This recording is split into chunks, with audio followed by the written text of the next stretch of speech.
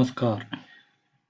Today we are going to discuss the green chemistry. This is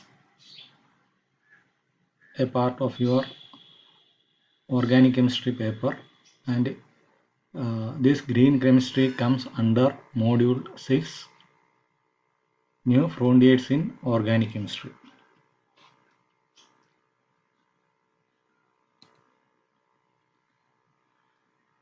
First of all, what is green chemistry?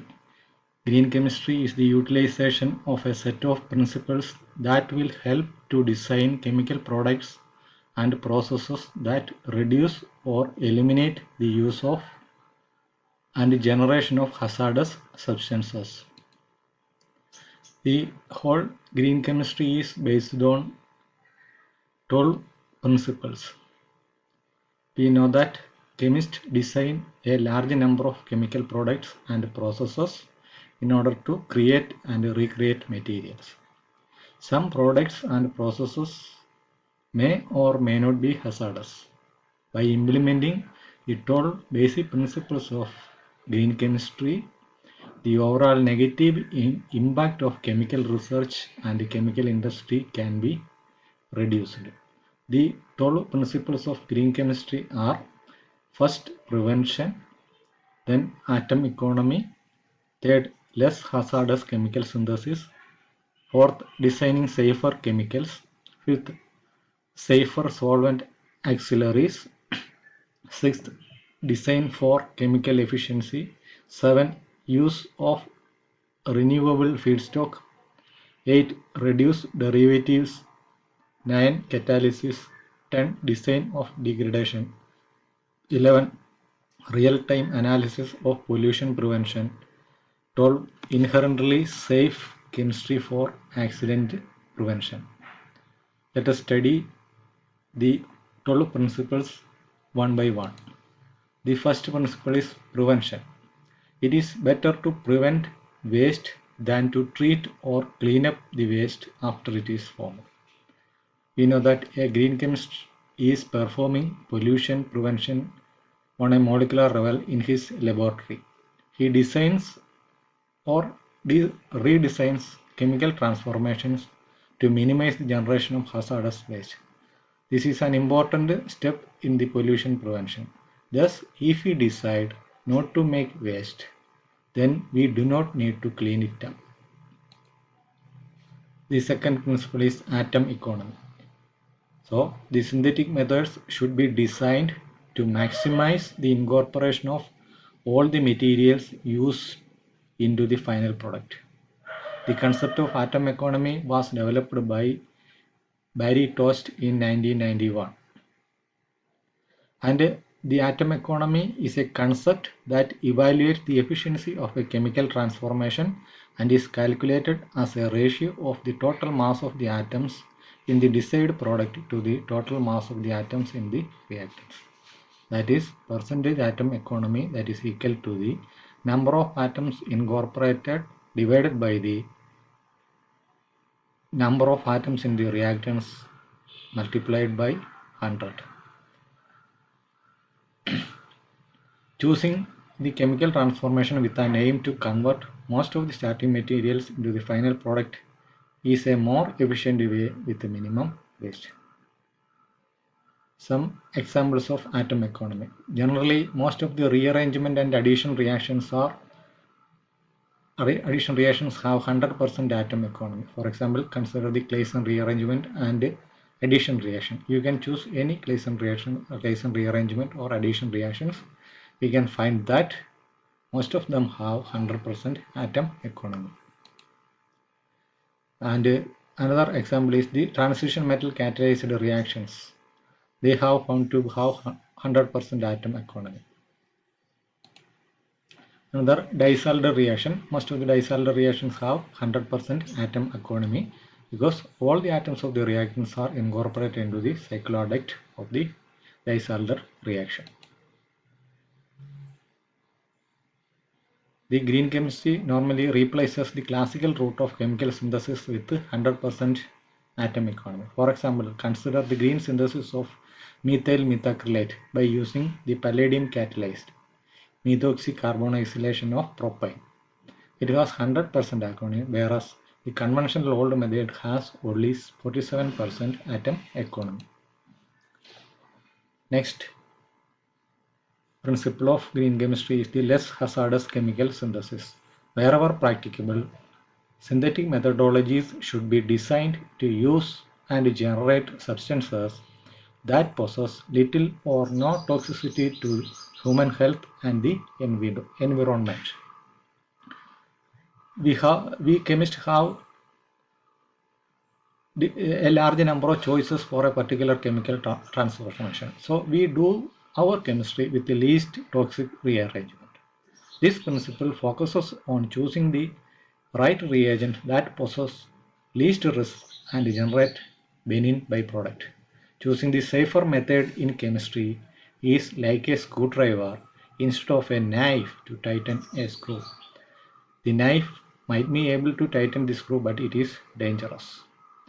For example, in the manufacture of polystyrene from sheet packing material, chlorofluorocarbons which contribute the ozone depletion, global warming and ground level smoke. So we have to replace, if we have to replace carbon dioxide, we can avoid the ozone layer depletion, global warming and ground level smoke.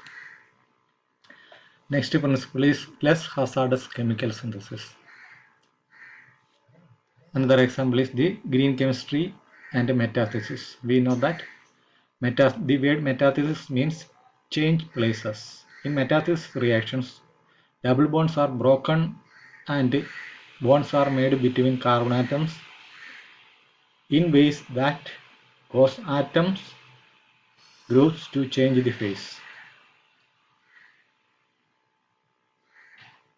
The metathesis of natural oils and fats and their derivatives is an example of a clean catalytic reactions in green chemistry. Using this reaction, oleochemical feedstocks can be converted into valuable chemical products directly or in only a few reaction steps. Next principle is designing safer chemicals. Chemists are molecular designers. They design new materials and molecules.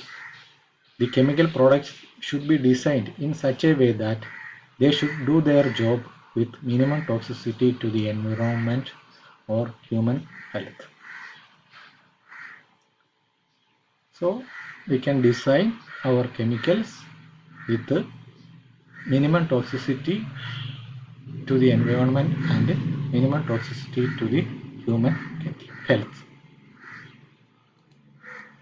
Next is safer solvents and auxiliaries. Use safer solvent and other auxiliary substances in chemical synthesis which are not harmful to the environment in any way. If possible, try to do material synthesis under solvent-free conditions without auxiliaries. We all or know what is a solvent. Simply, solvent is a substance usually in the form of liquid capable of dissolving or displacing another substance. Most widely used solvents in synthesis are toxic and volatile. Examples are alcohol, benzene, dichloromethane, chloroform, perchloroethane, etc. These are dangerous. These are now being replaced by green solvents like ionic liquid, supercritical carbon dioxide, water or supercritical water. These are some criteria for the solvent selection in chemical reactions.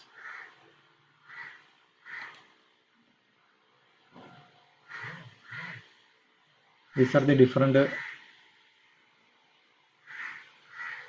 solvents which can be used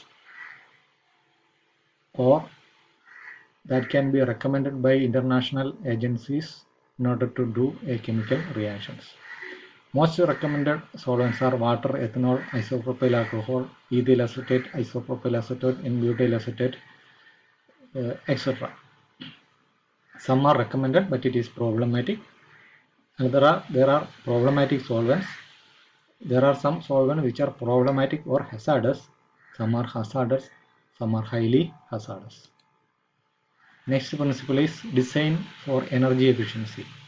The energy requirements of a chemical reaction should be minimized to reduce the environmental and economic impact.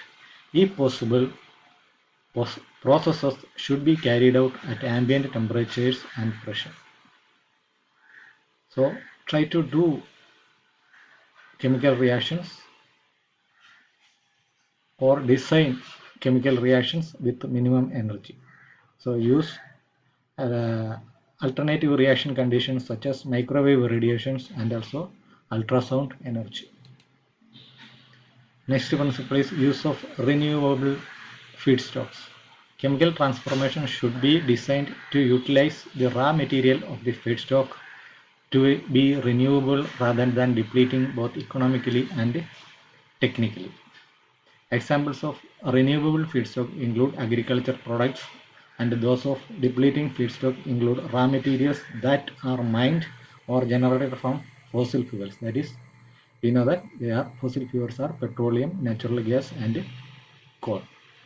For the green synthesis, the feedstock should replace the traditional petroleum sources. Example, benzene is used in the commercial synthesis of adipic gases, which is required for the manufacture of nylon, plasticizers and lubricants.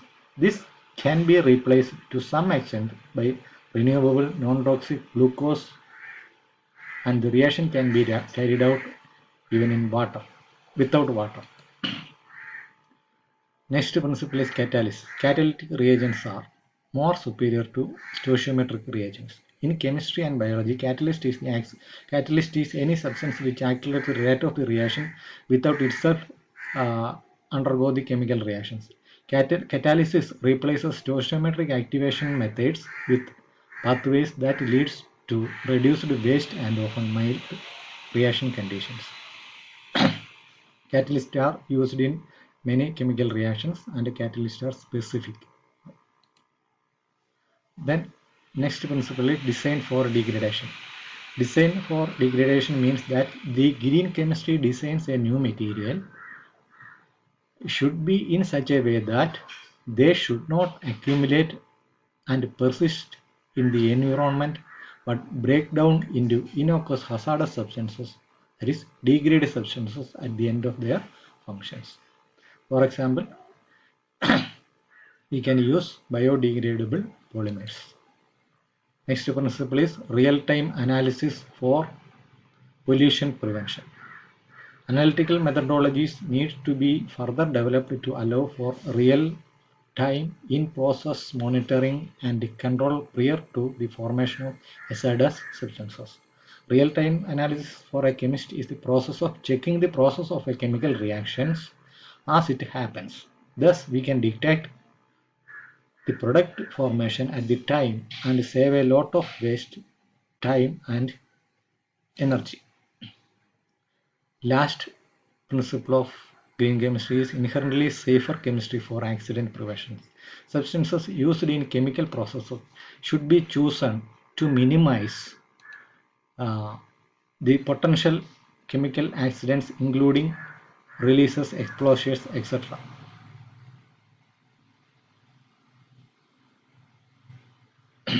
So we can design chemicals